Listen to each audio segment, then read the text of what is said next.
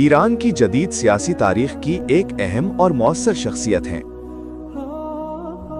इनकी जिंदगी, तालीम और सियासी सफर को समझना ईरान के निज़ाम हुकूमत, उसकी दाखिली सियासत और आलमी सतह पर उसके किरदार को समझने में मदद देता है।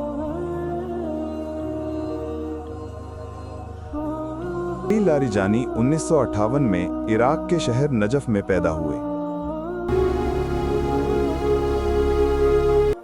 उनका ताल्लुक एक मजहबी और इल्मी घराने से था। उनके वालिद आयतुल्लाह हाशिम आमली लारिजानी एक मारूफ आलिम दीन थे, जिन्होंने अपने बच्चों की तालीम और तरबियत पर खास तवज्जो दी। यही वजह है कि लारिजानी भाइयों ने ईरान की सियासत और इदारों ने अहम मकाम हासिल किया। अली लारिजानी के भाई भी आला ओहदों पर फायज रहे, जो इस खानदान के असर और रसूख को जाहिर करता है। अपनी इब्तिदाई जिंदगी में अली लारिजानी ने मजहबी तालीम के साथ साथ जदीद उलूम की तरफ भी तवज्जो दी। उन्होंने रियाजी में आला तालीम हासिल की और बाद में फलसफा के मैदान में भी महारत हासिल की। उनकी तालीमी पस मंजर ने उन्हें एक मजबूत तज्जियाती सोच और हिकमत अमली की सलाहियत दी, जो बाद में उनके सियासी करियर में बहुत काम आई। ईरान में इनकलाब 1979 के बाद अली लारिजानी ने मुख्तलिफ सरकारी और इदारा जाती जिम्मेदारियां संभाली। उन्होंने सबसे पहले ईरान के नशरियाती इदारे Islamic Republic of Iran broadcasting यानी IRIB में अहम किरदार अदा किया और बाद में उसके सरबराह भी रहे।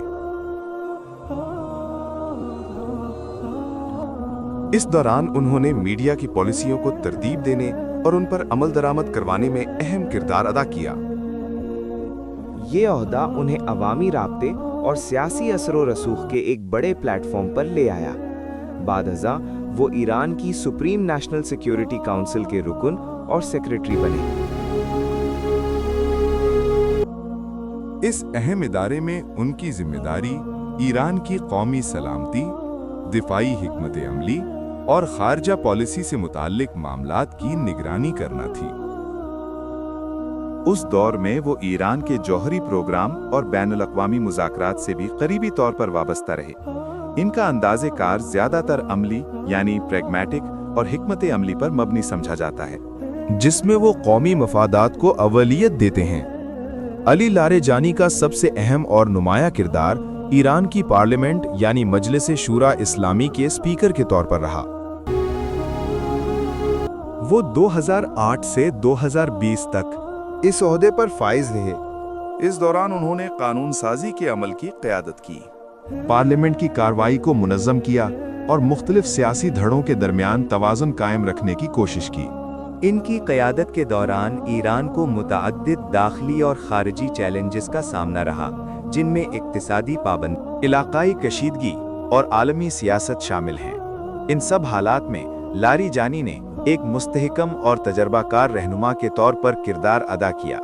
खारजा पॉलिसी के मैदान में भी इनकी खिदमात नुमाया है। वो ईरान के बैनुल-अक़वामी ताल्लुकात, खास तौर पर मगरबी ममालिक के साथ मुज़ाकरात और जौहरी मुआहिदे के हवाले से एक अहम शख्सियत रहे हैं। अगरचे उनका ताल्लुक क़दामत पसंद हलकों से है, लेकिन उनका रवैया कई मौक़े पर निस्बतन मोतदिल और मुज़ाकरात पर मबनी रहा है। इसी वजह से उन्हें ईरान की सियासत में एक मुतवाज़िन और काबिल एतमाद रहनुमा समझा जाता है। उनकी शख्सियत में संजीदगी, बुर्दबारी और तदब्बुर नुमाया खुसूसियात हैं। वो आम तौर पर मीडिया में कम बोलने और ज़्यादा अमल करने वाले सियासतदान के तौर पर जाने जाते हैं। उनका अंदाज़े गुफ्तगू और हिकमत अमली उन्हें दूसरे सियासतदानों से मुख्तलिफ बनाती है। उनके सियासी सफ़र में कई नशीब फराज आए। ईरान की सियासत में मुख्तलिफ गुरोहों और नज़रियात के दरमियान कशमकश होती रहती है, और लारिजानी ने इन हालात में अपना मकाम बरकरार रखा। बाज़ औक़ात उन्हें तनकीद का भी सामना करना पड़ा, लेकिन उन्होंने अपने सियासी असर व रसूख को बरकरार रखा। अली लारिजानी के ख़ानदान के दीगर अफराद भी ईरान की सियासत और रियासती इदारों में अहम किरदार अदा करते रहे हैं। उनके भाई सादिक लारिजानी ईरान के अदलिया के सरबराह रह चुके हैं। मजमूई तौर पर अली लारिजानी ईरान की सियासी तारीख में एक तजर्बाकार, बाअसर और अहम शख्सियत हैं। उनकी जिंदगी एक ऐसे रहनुमा की मिसाल है जिसने तालीम, तजुर्बा और हिकमत अमली को इस्तेमाल करते हुए एक तवील और मुअस्सर सियासी सफर तय किया। उनकी कहानी इस बात की अक्कासी करती है कि किस तरह एक शख्स अपनी इल्मी बुनियादों और हिकमत अमली के जरिए एक मुल्क के सियासी निज़ाम में अहम मुकाम हासिल कर सकता है।